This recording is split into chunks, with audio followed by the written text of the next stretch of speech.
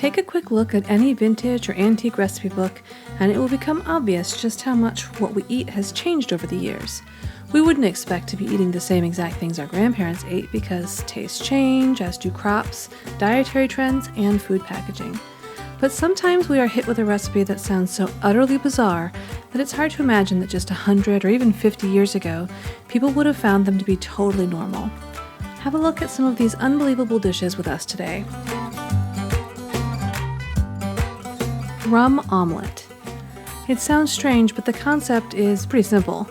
Make an omelette, preferably with sugar in it, then set it alight using rum from a spoon or a cup.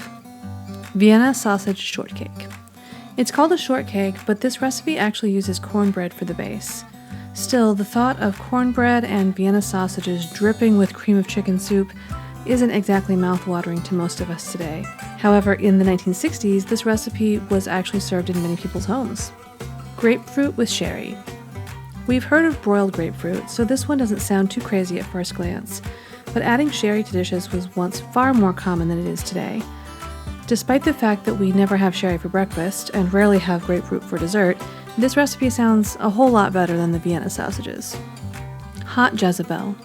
This dip actually sounds pretty yummy once you read over the recipe, but the name takes some getting used to. It's basically apricot preserves and cream cheese, but spiced up with mustard, horseradish, and black pepper. Tomato pie. When European settlers were first introduced to this New World fruit, they naturally thought that the way to serve it was in a sweet dessert pie.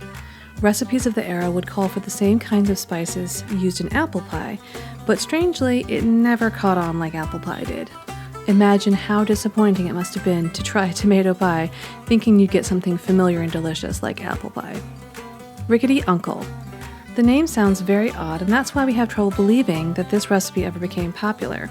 But these 4-ingredient oatmeal bars are a familiar and crumbly treat similar to those that we ate growing up.